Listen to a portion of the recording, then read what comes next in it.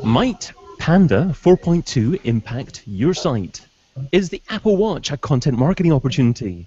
And is live event ad targeting going to be the savior of Twitter advertising? This week in Organic. Live from London on thisweekinorganic.com. Broadcasting live from London, welcome to This Week in Organic, the weekly show that debates the ramifications of the latest SEO and content marketing news. Sign up to watch the next show live at thisweekinorganic.com. Hello and welcome, I'm David Bain, and each week I'll be joined by some knowledgeable, opinionated folks to discuss the latest happenings in anything that impacts organic traffic. And as for you, dear viewer, get involved. We'd love to hear your opinion too. Just use the hashtag TWIO on Twitter, so that's TWIO. And if you're watching live, your thoughts will magically appear in the chat box to your right-hand side.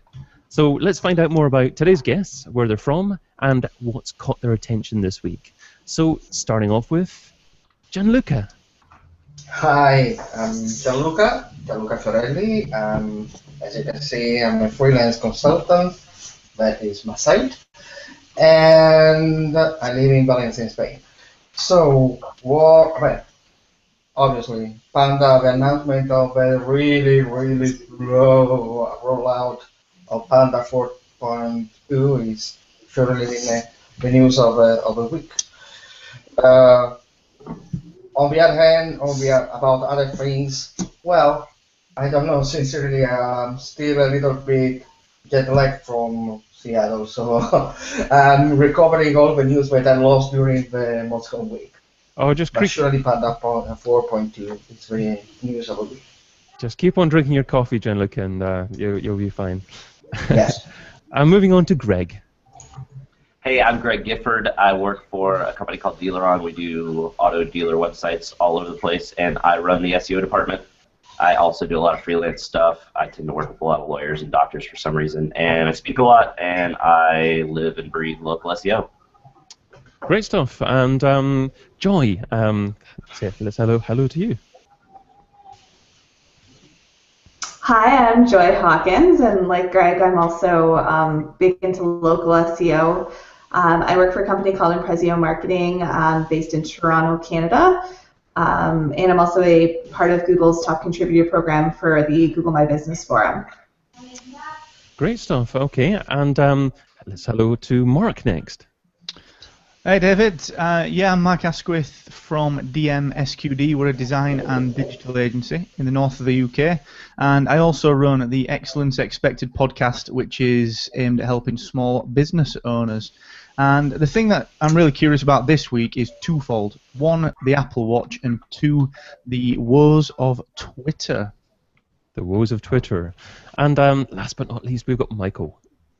Hey, I'm Mike King. I'm the founder and digital marketing consultant at an agency called iPullRank.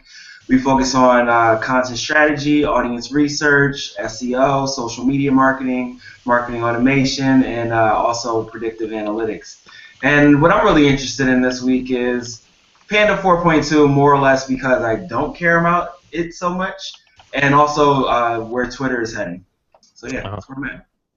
Because you don't care about it. That's interesting. So Gianluca mentioned that as well. So that's the first subject we're looking at. So Panda 4.2 has been released. Panda, of course, is a Google filter that's designed to weed out low-quality content. But might your site be affected, or do you actually care? So Gianluca, you were the first to mention that there. What's your opinion of what's going on in Panda 4.2? My opinion is that it's too early to have an opinion, actually. For several reasons. I mean, I'm used to wait a few days when an update like Panda is released in order to let the dust going down and see with data what is really happening. The second reason is that this update has been announced to be a really usually slow update. It was announced to be rolling out for months, which is adding an increased difficulty in order to understand if a site has been hit or it's recovering from previous Panda. So sincerely, even if I'm starting seeing many posts about everything we know about Panda 4.2. Actually, we don't know anything, so I don't know. I don't know how this post can be written. Uh, Sincerely, if I rely on other Panda habits, let's call them so, I don't see anything changing, at least with my client, which is a great thing. And personally, yes, I'm interested more in how Google is dealing with this new slow rolling out of an update than on Panda itself. Yeah, yeah. I mean, Google have changed the way that they've rolled things out and announced things, obviously, as well. So that is a significant change to what they've done in the past. Greg, Panda updates in the past, have been just every few months or so. It's been 8 or 9 months since there's been one. Have past updates been a concern for you?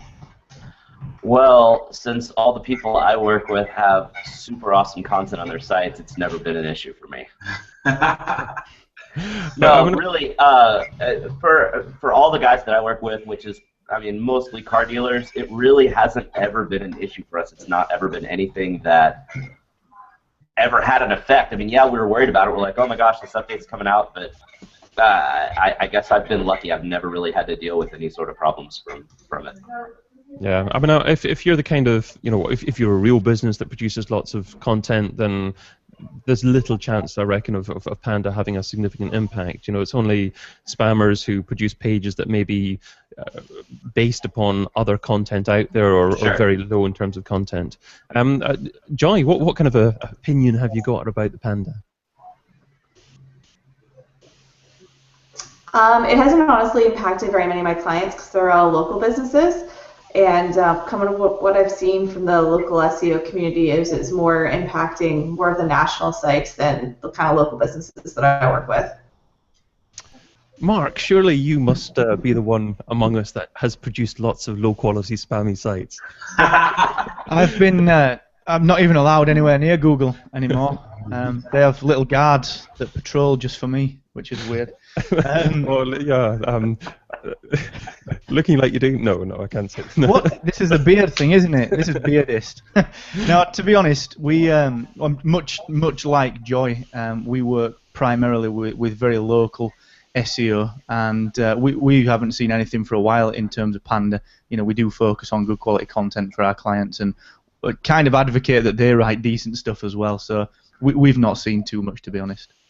Maybe turn the question around slightly for Michael and actually say, if you talk to someone who reckons they have had issues with decreased ranking because of being trapped in a Panda filter, what kind of advice would you offer them to actually recover the next time that Panda came around? Well, we can do it that way, or I can just give you examples of clients that have actually been hit by Panda. Go for it, yeah. So, I mean, thus far, this iteration, nobody's been hit on our client roster. And I agree with Gianluca wholeheartedly, like it's too early to really tell. The other thing is that I think as an industry, SEO falls into this trap of wanting to be first with everything. I guess that's fundamental because our job is to be first. But, everybody wants to be like the guide to Panda 4.2. Like, how do you know? But anyway, so I work with brands that have been hit by Panda since the first Panda rollout. Like when back in 2011 when it first came out, I was working on LG, and LG got murdered by it because all their sites were on subdirectories rather than subdomains or country level TODs, and so like some of those countries were doing really spammy stuff, whereas like the U.S. wasn't, and then the whole thing just got murdered. So what I would say, oh wait, another example. So more recently, and again not for Panda 4.2, but probably about 6 months ago, we were working with a lawyer who focuses on like national level stuff. And we did a content audit for him, like well before a Panda update was scheduled to roll out. And we were like, hey, these things may be considered thin content. And then we came up with an idea of how to make it more interesting content. He was like, oh, it's fine. We won't worry about it. It's work. And then Panda came and he was like, what? This is crazy. I can't believe I got hit.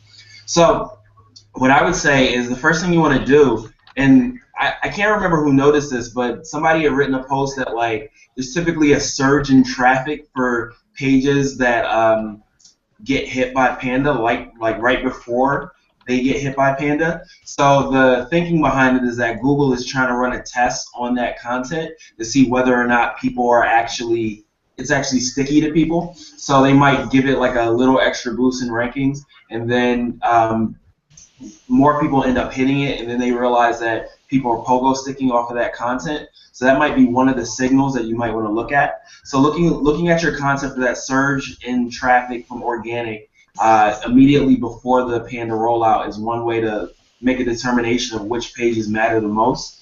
And in the short term, what you want to do is just no index those pages, and then the pages that are still good pages, let those stay in there. And then you might even want to just remove those pages that were bad from the index until you can actually update those pages, and then submit those pages through your sitemap or Fetches Google or whatever. And then you tend to pop back a little quicker than waiting for the next Panda algo update. Okay, that's interesting. I mean, a lot of great tips there, actually. You mentioned LG there. Do you know if they were actually using hreflang and canonical tags correctly? They weren't. Yeah, this was 2011. Like, people weren't really thinking about hreflang like that at that point. In fact, I think hreflang alternate wasn't a thing then. I'm not sure. John Luca knows better than me. No, it was the first year it was presented. Okay, so yeah, they definitely weren't using it at that point. And moreover, in the beginning, all the relation between right canonical and hreflang was really confused, also thanks to Google. Mm-hmm. So it was really amazing. Yeah, so they definitely weren't using it.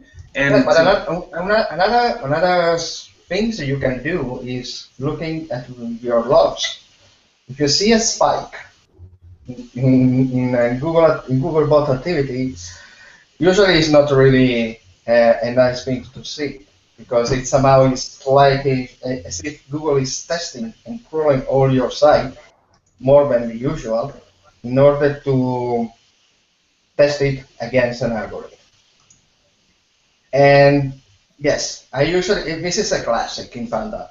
Whenever you see a huge spike in Google bot activity in the logs, usually you see that the sites start losing organic visibility because of something like that.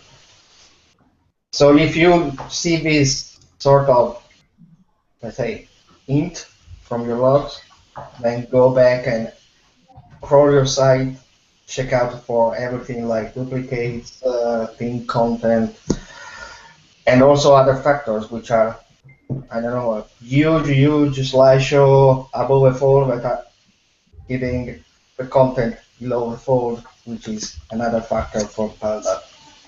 Okay. Etc. That's a great tip as well, because you're looking for indication to see what the issue is, and if people can define or think they define what the issue may be, if it's Panda, if it's something else, then they're more likely to be able to fix it, obviously. Yeah. Okay, great. Okay, well, let's move on to our second topic, which is, are you thinking of buying a new .brand or a .tech domain? So, according to Google, that's fine from a domain authority perspective, but buying a non.com domain might be a good idea, or it could actually be risky play, depending on what Google could do or other people could do in the future. So, Gianluca, you're the only guy with a .net among us. Yes. Yes. And it works. Okay. So if that wasn't available, would you be persuaded to go for with one of the newer TLDs?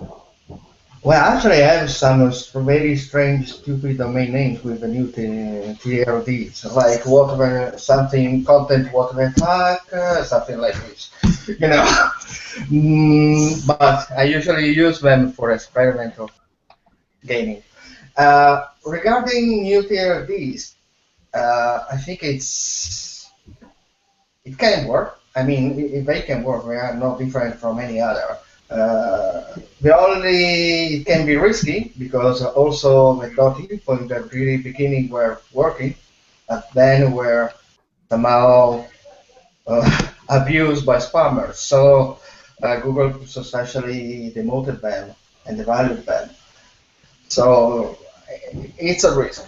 Surely it can be interesting for, I don't know, maybe I don't know if Greg or Joy can have a good voice here, because there are also TLDs like Chicago with city names.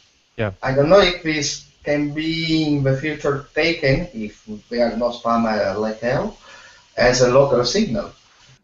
Well, you would think in the future, the post by Google says that they're not using local signals to assume that that domain or .london something like that is going to be from that particular area. But you never know, of course, for what the future will hold. Yes. I don't know. It depends, because it's like I don't think that let's say nationwide website are going to use something like .london. I think it's let's say Gianluca Ferrilli.Valencia, who could be an idea, but SEO.Valencia. So it surely indicates a local intent. So I don't know. Maybe in the future it could be that kind of TLD could be interesting. All the others, I mean, are really fancy domain names. That's bad. If you use well, we know Angular, Russ Jones, since a few months, he moved to Angular.marketing, and it's working.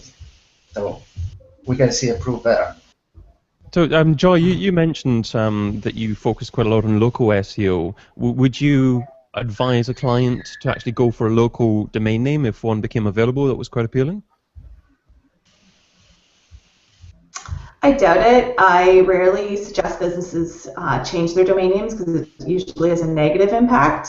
If it was like a new business that was starting out and there was no good .coms available, I might suggest it. But the reason why I stick kind of with .coms for now is it's what customers remember. And a lot of people that aren't kind of familiar with the online world too much aren't going to understand the new TLDs at all. They're still going to probably try and add a .com, and then it'll just end up getting them an error. So at this point, I'd say it's not well known enough to use. So that's why I would recommend against it.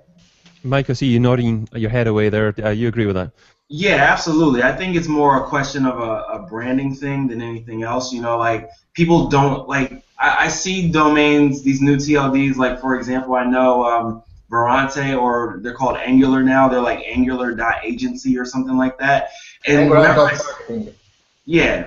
I see one of those, I just don't believe it's real. So if I'm having a struggle with it, I'm not sure, like Joy is saying, that the standard regular person using the internet is going to be like, wait, how do I even get to that? So I think of it from more of a branding standpoint. I don't think it's a question of whether or not these things can rank. You pointed up links at anything, it's going to rank. But I think from people remembering something, it's better for it to be like a .com or .net or .org or one of the handful of ones that we're all used to. I remember about 9 years ago I had a website which was a .biz, and it ranked fairly well at the time, but I can't remember the last time I saw a .biz in search results, of course. Greg, what's your thoughts on this one? Well, personally, I just bought Greg Gifford is .awesome, and we'll see what happens with that. No, I pretty much back up same thing that Joy and Mike were saying. Like every time I talk to somebody that's trying to consider what to get, we always say go with .com. I've had so many horror stories of dealerships I've worked with where they pick the same name as someone else and they want to have that as their domain name, and they're in Texas and the other guy's in Colorado, and they get to go with the .net instead, and then they get so frustrated because their customers can't find them because, like Mike said, everybody's just ingrained in their net usage to go in and put .com after anything, and no matter how hard you brand yourself, you're still going to have to always fight the fact that you're going to be losing traffic to whoever has the .com version of the name. And Mark, you've also got a .com. You run an agency, DMSQD, but are most of your clients in the UK? And if so, why didn't you decide to go for the .co.uk?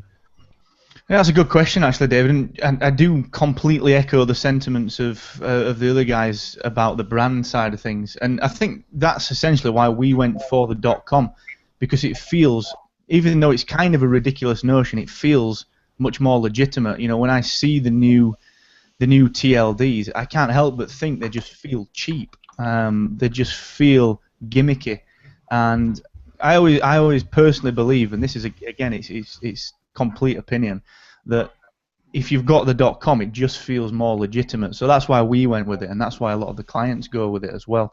As everyone really said, you know, I think pointing enough links at something is going to rank. That is always going to be the case. Now, I don't know if there's enough out there to understand what the top-level domain situation will be.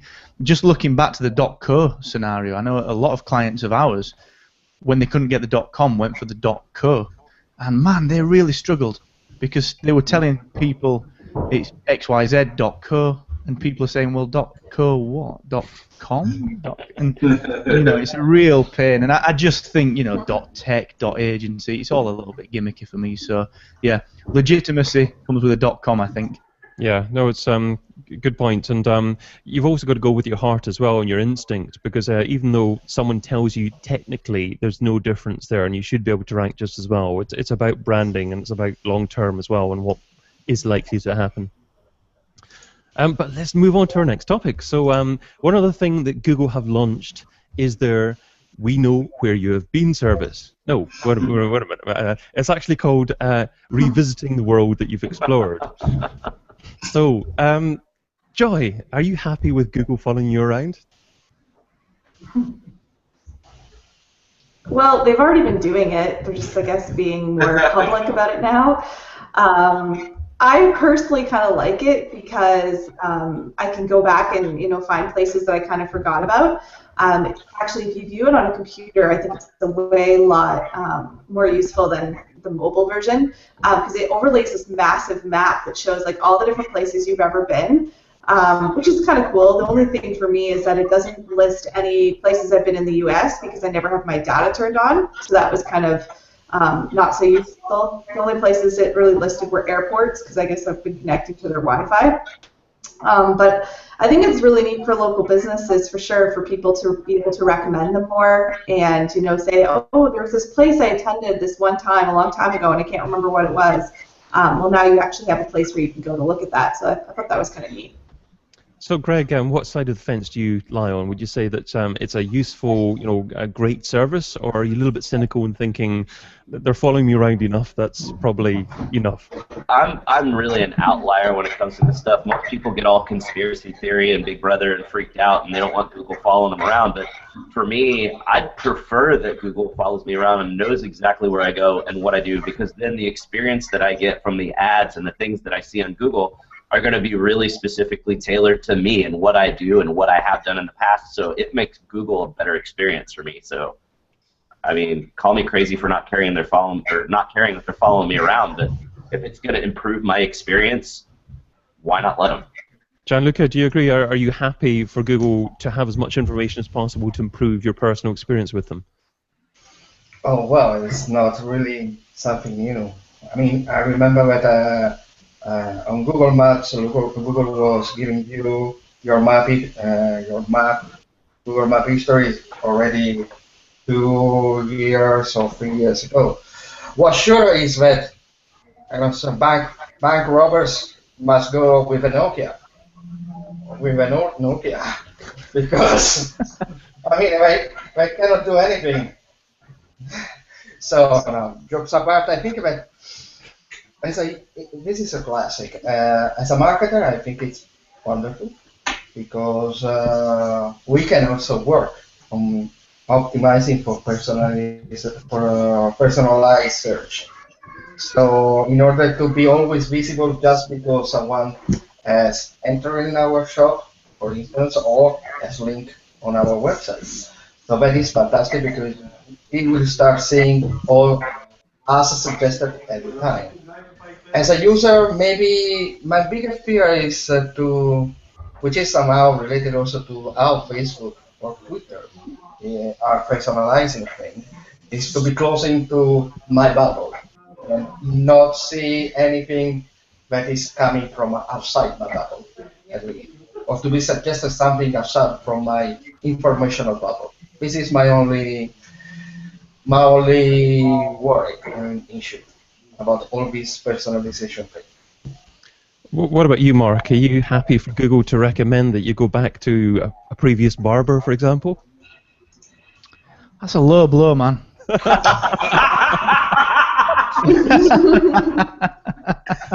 was awesome. That's it. I'm done. I think it's a great idea. I think for marketers it's amazing. You know, I think it's something that, as John Lucas said, it's not anything new, but I think when you compare it at the ground level, if you're talking to clients about Facebook advertising and the way that they've got their data and the way you can target things so thoroughly, you know, when you consider this offering from Google, which has been just effectively repackaged, I think it becomes something really, really interesting, as Joy said, about the local scene. I think there's a heck of a lot in that.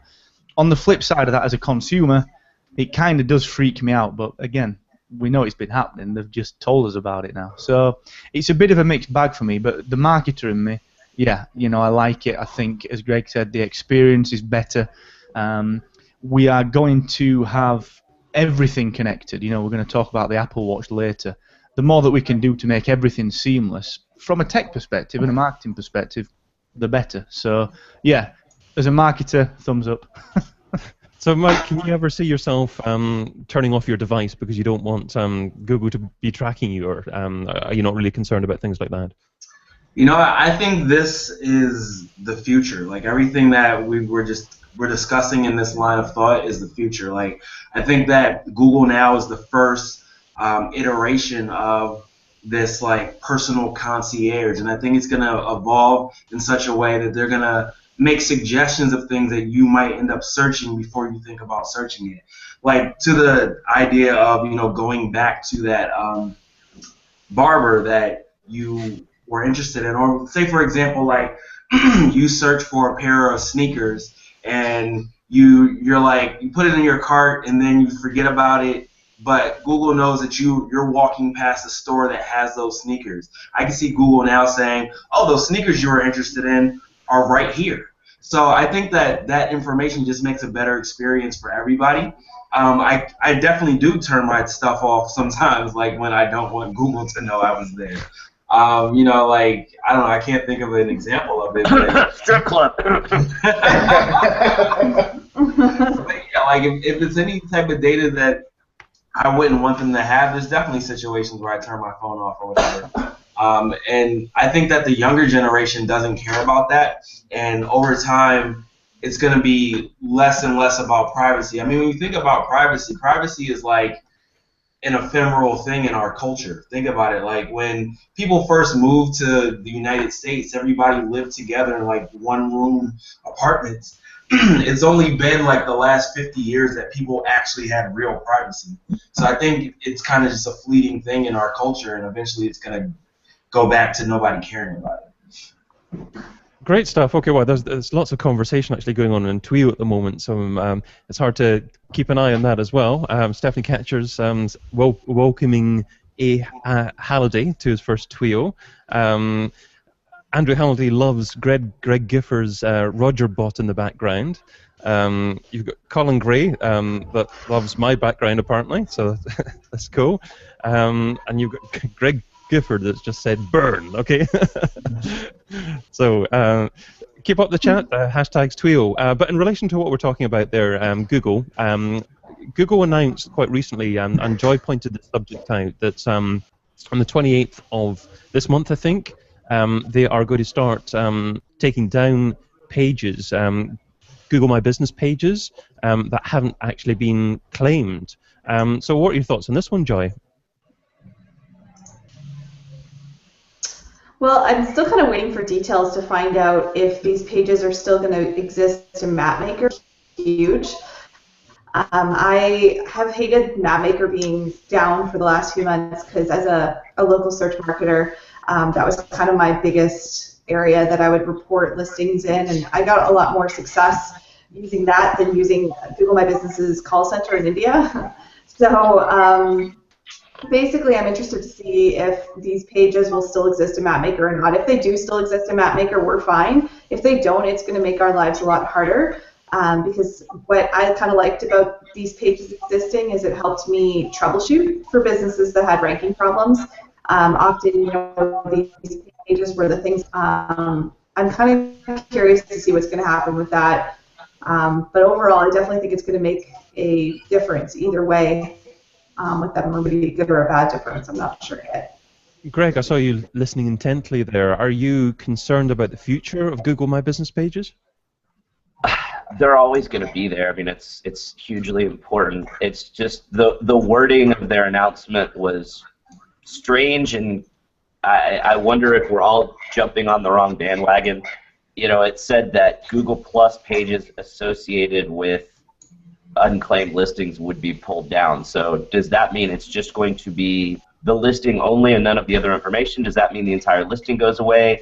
Do we only see their info in the knowledge box on the right? Like Joy said, we've got to get more details on this, because potentially this could be huge, because there's still thousands and thousands of businesses out there that haven't claimed their listings, and if all of a sudden they're not showing up in the map pack or on the map at all, that's going to be such a huge detriment to the customers finding those businesses. It could really affect a lot of people. So hopefully we can get more details soon, so that if that is the case, we can start, prepping for Armageddon.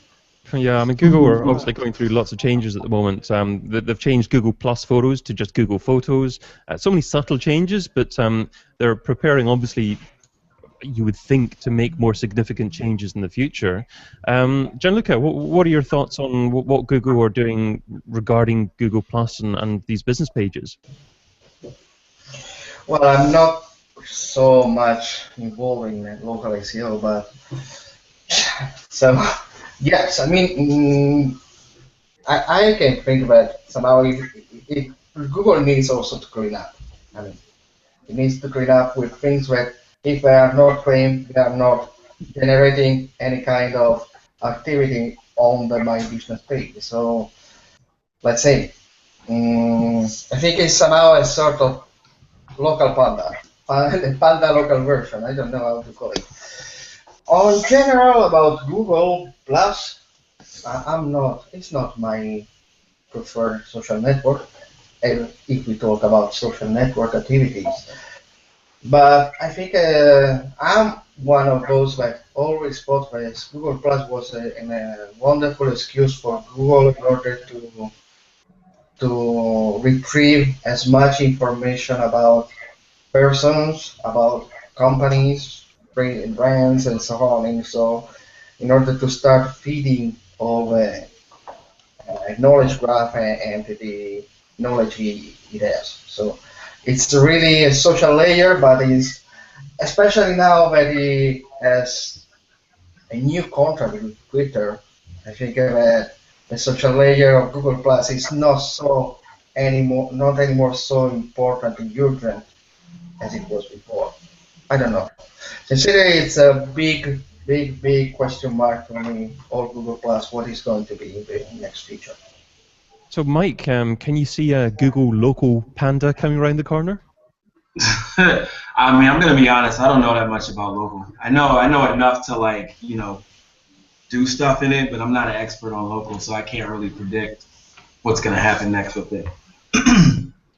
Okay, no problem. Okay, well, we've had lots of great opinion there, but coming up, we're going to be talking about whether live event ad tracking is going to be the savior of Twitter advertising, whether or not enterprises should rely on open source software to power their websites, and why the Apple Watch could be a significant content marketing opportunity. You're listening to This Week in Organic, live from London, on thisweekinorganic.com. But first of all, we've got a few shout-outs. So when you sign up to watch the This Week in Organic Live, you're encouraged to share the show with your followers. And in return, we give you a shout-out. So shout-outs this week to Jack Odingo from EmpireICT.net. So thanks for the share, Jack. And also thanks to Kelvin Newman from Brighton SEO. Kelvin's the organizer of Brighton SEO, and he tweeted that he's really excited that we're going to be hosting a live episode of This Week in Organic at Brighton SEO on the 18th of September this year. So we think that's going to be great too. So make sure you say hello to us if you're going to be coming along. And one other shout out here I've got as well, which happened just before the show started, which is Andrew Halliday from andrew-halliday.co.uk. I know you've been tweeting as well, and you also asked us whether or not a replay of the show is going to be available. Yes, it is. The show is also available as a video podcast, so you can find that at thisweekinorganic.com/iTunes. So if you want to shout out next week, just tell us what you think of the show using the hashtag TWIO on Twitter, and I'll try and give you a mention. But moving on to the next topic, which is Twitter maybe doing something clever with its advertising offering. They're offering live event targeting, helping marketers to pinpoint audiences by following live events. So obviously, Twitter heard about TWIO. Is live... Less laughter there. No. so is live event targeting going to be the savior of Twitter advertising? Because Twitter perhaps have been struggling a little bit. Greg, what are your thoughts on that one? This scares the heck out of me because it's bad enough when you're at a conference and all of the spam bots find you and all you get is porn tweets for like 15 minutes. I think with this sort of a thing, yeah, it could be great for Twitter, but it could also be used very quickly. And, you know, if somebody's at some sort of a festival or a conference, you could have companies just jumping on and targeting that group specifically and just plastering ads all over Twitter just for that group. So maybe it'll be great. I mean, I can see from a marketing standpoint it could be really cool to run some ads at a very specifically targeted audience, but I think it's not going to be the best user experience for the people that are in that audience. So, Mike, I saw you nodding away there. Does it scare you, or is this an excellent opportunity for advertisers? It doesn't scare me. It seems like the obvious thing that Twitter should have always offered because, like Greg is saying, that, you know, those events that people are tweeting around is what leads to a ton of activity on Twitter. You know, like, and I would actually prefer some ads rather than spam bots that are just coming after, you know, those hashtags and, like, you know, blatantly just filling them up. Because when you're running ads instead, you can only see a finite number of ads for that space. Otherwise, Twitter understands that that's not going to be a user experience that people want. So I would prefer ads over the spam that's coming after those hashtags. And yeah, I just think it's the obvious thing that Twitter should be doing. So, Mark, could ads then be a better user experience? I think Twitter ads are interesting. I've experimented with them myself, and I've always had a bit of a mixed experience with them. They seem to get relatively high engagement if you do the right sort of advertising, but then the way that you can follow them up is relatively difficult. You know, that journey is not fantastic for people. So I think with the addition of events and the targeting, that could be alleviated, because I think you've got a natural likelihood of following up with something that you've seen at an event, something that matters to you. You know, that sense of community that people and brands could actually bring to the table, I think could be really, really interesting. Having said that, as the guys have said, you know, the spam potential for it is ridiculous, and I think it will be really down to how Twitter polices that. And I think if the brands can do something, you know, if the real people that get there early and do something good with it, it's up to them to set the tone for it. And from a marketing perspective, it could be stunning. You know, if you imagine a music festival, it could be really, really, really stunning. Mm-hmm. But as you say, if you're going to get 500,000 porn tweets, you know, that's only good for half an hour, and after that, you're bored. So it's just. But I think overall, I think it could be good. So, Joy, I know you focus on organic local reach. Have you dabbled in local paid advertising at all, and Twitter advertising, or do you prefer just to focus on organic reach? We use like a lot of paid advertising on Google mainly, like through AdWords. I haven't seen Twitter ads work at all for the businesses that I work with. But I don't work with a lot of, like, I guess, fun retail type of businesses. Our clients tend to be kind of more boring, like lawyers or dentists or insurance agents. So they have less interesting things to tweet about. We found more success using things like Google AdWords and stuff for them, in addition to SEO. Greg, have you got boring clients as well? No, I wouldn't call them boring. I've got clients that are all over the board. I've got some that are just normal, some that are really, really, really crazy. I would never say boring. Yeah, sure. I mean, but in relation to Twitter launching this new targeted advertising services at events, can you see this really taking off, or is it going to be something that is just perhaps going to be another advertising activity from Twitter that people try and they go, meh, next thing? It kind of depends on how well it works. I mean, it seems like a logical progression to go, like Mike said.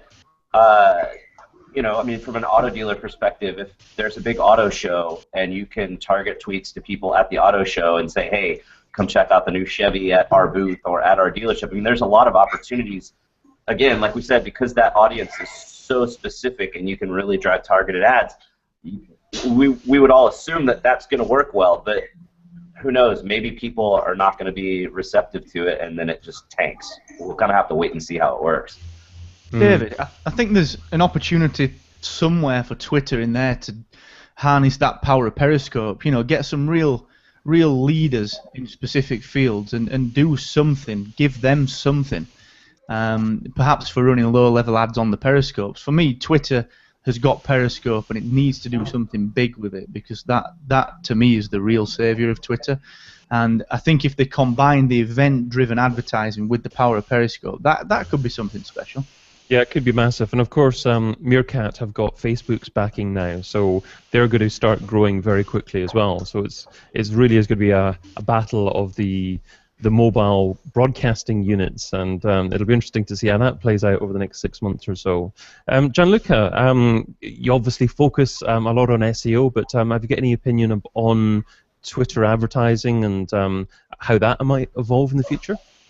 Well, I use Twitter advertising sometimes, especially when I want to promote something in a very, very targeted way. I think about these events opportunity is a natural evolution of Twitter. We all know that Twitter is really, when Twitter is really strong. For instance, when a mass of people is all watching something on TV, is a classic. They always use Twitter to comment. So for the events, it can be really good. I mean, I'm thinking about Spain. Spain, the Twitter base is really, really active, also between brands. So for things like the FIB or the many music festivals that we have here, if a brand is really able to create a very, very targeted ads for each kind of persona that eventually are assisting to an event, it can eventually have success. If it's used just as if it was some sort of Twitter version of TV ads, putting an ad just in an event just because you think it may respond to the people, I don't know. On the other things, I don't know if a brand should really target, as we saw sometimes in the past, sponsored tweets during events. I remember a few years ago that, I don't know, I won't say the brand because also I don't remember it, but there were at least a couple of brands that were eating hard with sponsored tweets during Moscon or during Search Law, and I don't think anybody was caring about that. So it depends also on the events, if you should invest or not in this kind of Twitter ads. Right, so it depends on your business, but it's certainly something to keep an eye on because it could revolutionize. Surely. Okay. Okay, well, Stephanie Catcher tweeting this week in Organic seems a bit randy. I'm no longer the token rowdy Americans. Stephanie's one of the regular viewers here in This Week Organic, so keep on tweeting away there. We'll try and read out everything you're saying. But moving on to the next subject, which is WordPress 4.2.3 was released yesterday. Partly as a security update because the previous version could allow users with a contributor or author role to compromise a site. So what about WordPress for Enterprise? Can enterprises rely on open source software to power their websites? Greg, you help lots of large clients with their businesses. Would any of them be quite happy to consider WordPress as their main website? Well, for my 9 to 5, I work for a software company that provides websites to car dealers, so they're going to be using our platform. The other businesses I work with are all smaller business. I don't really work with any enterprise guys that would be using WordPress. They'd all have their own kind of custom system. But that being said, I don't really think that there's any big drawback to it. I think as long as they keep rolling out the security updates, potentially there's no reason not to do it. Mike. So I work with a lot of enterprise sites, and a lot of them use WordPress. I love WordPress. I've been doing this for a long time, like many of us have, and I know the pain of working with those enterprise software platforms that you can't do anything with, that need outside consultants to come in and hack things together because they were just terrible platforms. So using WordPress is so much better because there's a plugin for everything. Of course, you should be reviewing the code of those plugins to make sure that they're not doing anything crazy. But WordPress is fine for enterprise. There's a lot of ways that you can tighten up the security yourself, not necessarily just waiting for new updates to roll out. But I prefer WordPress over everything in most cases. Great stuff. Okay, just a tweet from Andrew Halliday saying that him and Gianluca wearing the same T-shirt. So that's exactly pointing to Moz there as well. So there we go. I thought it was an acquaintance of yours theirs, but it was just the T-shirt that happens to be the same. So Mark, you're obviously a regular user of WordPress. I mean, I remember working for a few big clients and using a CMS system that was perhaps 10 years old or so, and it was just a nightmare to change anything at all on it. So there are positives to using WordPress and being able to update it, and as long as if you keep things up to date, then it should be fairly secure. Do you always use WordPress yourself? Yeah, from the agency, we use WordPress a heck of a lot. I think proprietary CMS systems generally just suck because what you end up with is a code base that started out all right and then gets completely bastardized because the roadmap's terrible, and you end up then with a resentful development and corporate team driving that, which results in a terrible CMS. That's why we see these CMS systems just turn into these behemoth messes.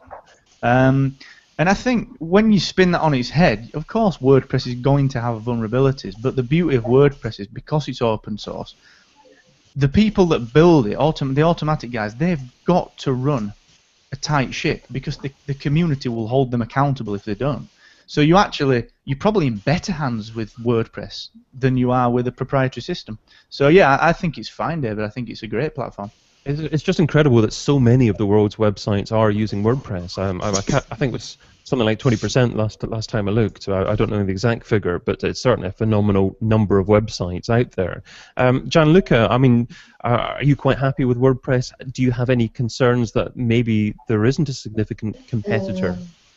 Well, with WordPress itself, no. I mean, the problem is that so many WordPress are just installed, left out as WordPress comes with out of the box. So, especially if we are talking about enterprise companies, obviously having your own developers specializing on everything WordPress in order to customize it to what Mike told before, to see if plugins are breaking the system or to even improve the plugin, the existing plugin. Because, for instance,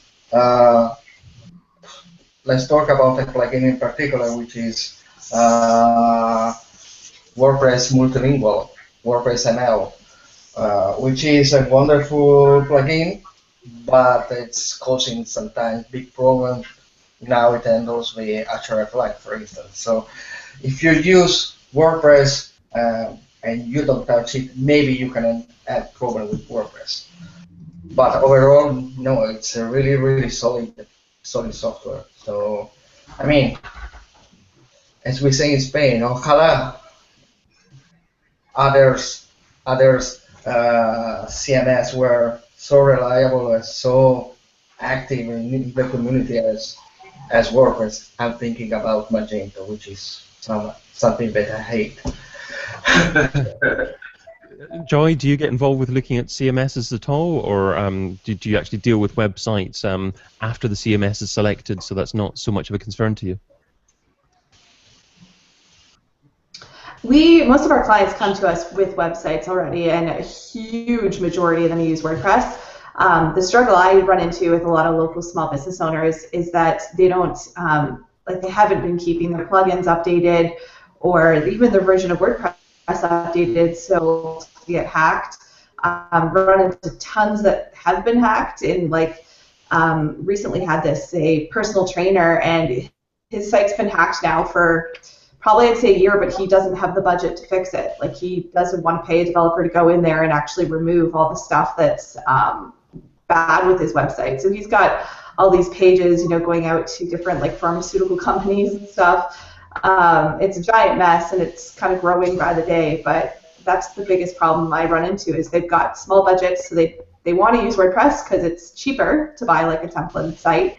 But then they don't have the budget to actually make sure that they keep their site securely updated. So it's a bit of a catch-22.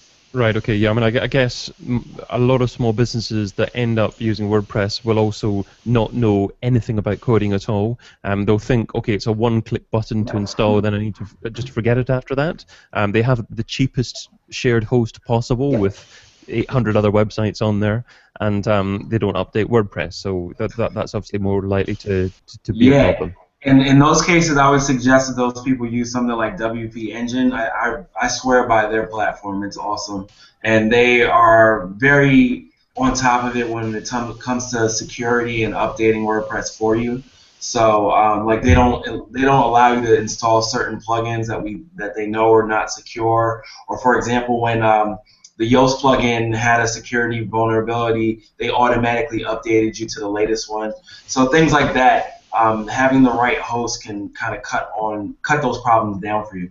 Absolutely, that's great advice. Don't go for the cheapest host. Go for a host that hosts so many websites on their server, and pay a little bit more for it, and have a host that will hopefully actively take interest in the performance of your website as well.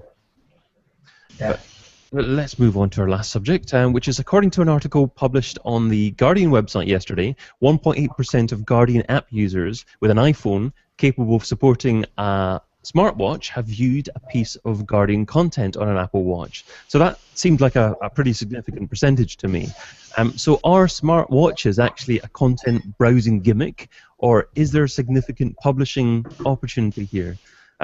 Anyone got an iPhone? I can't even call it. I don't know why anybody would get an Apple Watch. It's kind of a stupid device. But if it was for me, I think Apple would really go into a failure. Gianluca, you've got the transparent edition. Is that a special one? Yes, it's the Uber-like version. So, Greg, did you just jump out there on the first day and buy one as soon as you can? No, actually, I won this at SMX Advanced, which was great because I was about to come home and buy one, so it saved me a couple $100. My wife thought it was a stupid device and a waste of money, and now that I have one, she wants to get one. I'm a giant fanboy of the watch, and I think it's awesome. And as far as consuming content on it, I don't really think it lends itself that well to fully consuming the content. But for getting a snippet of the content and checking it out and going, oh, hey, that's interesting, and then I can pop over and check it out on my phone, I think that's amazingly useful. Well, that's Apple devices all over, isn't it? That's what it was like when the iPad was launched. Everyone was going, I don't know why I need this, or whether it's worthwhile to have that. And then you got raving fans. I can't live without this particular device. It's the device. Sure. I didn't know that I needed. So in terms of apps on your phone, Greg, what apps do you find that you are using mostly? Well, so far the only apps that really run tight on it are the native Apple apps because they didn't release it to developers. So a lot of the apps like Uber and things like that that are cool and have some functionality are actually kind of slow because it's just Bluetoothing over and actually running the app on your phone. But I think it's really awesome when I fly a lot because I travel and speak at conferences. I can pull up the boarding pass on my phone and just walk up and scan it and get through security and scan it and get on the plane and not to have something in my hand. I'm sure you could do that with your phone, but you still have to have your phone in your hand. So now, boom, it's hands-free. And I hardly take my phone out anymore because if I get a phone call, like right now, somebody's calling me right now, you can see, and I can check and see if I want to talk to them or not, or send it a voicemail.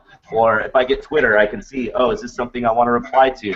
Text messages, I can reply by dictating to my watch. So you almost don't use your phone anymore. It's pretty amazing. And I think now that when the second version comes out and they're going to allow people or allow developers to actually let stuff run natively on the watch, I think that's where things are really going to explode, and there's going to be a ton of stuff that's really awesome. But at the moment, you have to have your phone and your watch with you all the time, really, don't you? Yeah, I think as far as this watch goes, you're always going to have your phone and your watch. This doesn't have a SIM card in it, so you've got to at least have your phone, within Bluetooth range to be able to run. Now, I can go running without the phone and still have it work, and you can load some songs onto it and run your Bluetooth headphones off of it, but for full functionality you're gonna have to have a watch. But I think like from a local business standpoint, the stuff that you can do with beacons is going to be amazing. It's going to be like Minority Report. So if somebody has an app for that, if you've got the Gap app and you're walking around in the Gap and they've got beacons installed in the store, you can be getting watch alerts when you walk by a pair of jeans that's on sale. And that sort of experience could be really, really awesome. We've got Joy tweeting saying that Greg really loves his Apple Watch. Joy, are you jealous? Do you want an Apple Watch as well? No? I'm definitely not an Apple person. I don't own an iPhone. I'm Android all the way. So all this Apple Watch stuff kind of just not interesting to me. So what about another smartphone watch then? Does that appeal to you?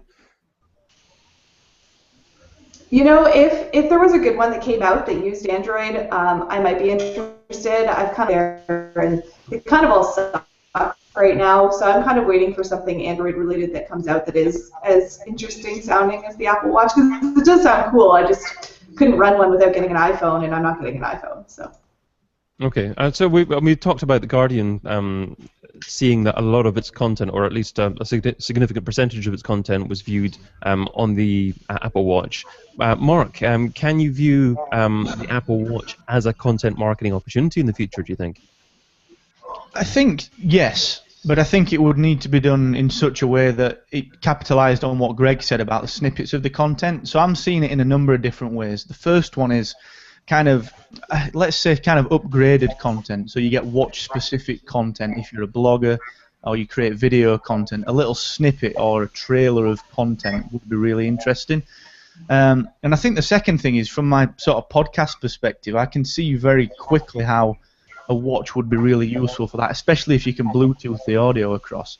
Very quickly subscribing to something, or very quickly seeing something pop up saying you've got, I don't know, a new episode of Excellence Expected. Do you want to listen now? Yes. And the different options. I want to add it to on the go. I want to add it to this playlist. I want to add it to this. Very quickly doing that on your wrist could be fantastic. Long form content, no, completely pointless. But I think it does have a place in content marketing, definitely. Mike, you haven't got an Apple Watch hidden away in your left hand, have you? No, I have a phone and it works just fine. And no intention of getting a watch either. Yeah, absolutely not. I mean, I think it's cool from like the Dick Tracy perspective or the Inspector Gadget perspective, but it's completely superfluous. Like, there's nothing it can do that your phone can't. So what's the point? I think it's a case of watch this space, because things are evolving so quickly, and there are many things that I'm sure all of us have said, what's the point about, and then a couple of years later have become the biggest raving fans of that item. So, Well, I felt that way about the iPad as well, but then I was like, oh, I can just read books on here. So that's literally my only use case for my iPad. I don't use it for anything else. And so if you tell me that like eventually the Apple Watch will have something really cool that my phone can't do, one, I'll be like, why doesn't my phone do it? Because it's capable. And two, if there's some really cool use case, then yeah, maybe I'll get it. But right now, it doesn't do anything my phone doesn't do. Well, I reckon that takes us to the end of this week's show, just about. So just time for a single takeaway from each of our guests and some sharing of find out more details. So let's start off with Gianluca. A little bit about yourself again, and where's the best place that people can find out about you, and what's your takeaway? Oh, well, again, I'm Gianluca. I'm an independent SEO. You can find things I write on mouse.com, on stateofdigital.com, and I mean, not on my site, because I sincerely have no time since many years to write something interesting on my site. And what I can say, I think that we can say that nothing is certain in this world of search marketing or internet marketing. We have talked about Panda 4.2, and we decide that we don't know anything about it, or it's too early to know something about it. And so, the same with suppose Armageddon in Google Local. And the only thing I can conclude is that we can dream about marketing, but at the end we always have to see what the data, what things are really telling us. And maybe we can justify the dream and go for the dream if we are starting seeing something pointing to the dream. But just dreaming is not enough. Great. Okay, thanks for that. Moving on to Greg. Follow me on Twitter at Greg Gifford. You can read stuff that I wrote. I have a monthly column on search engine land in the local area, so you can go check that out. I don't actually have anything on dealeron.com because I actually have only been here for a little over a month, but check the Dealeron blog. I will be writing prolifically, putting up lots of videos there. As far as takeaways, I think my biggest thing, since I'm really big into local, is seeing what happens next Tuesday with that supposed update that's going to pull off all the unverified listings. Lovely. Okay, and moving on to Joy.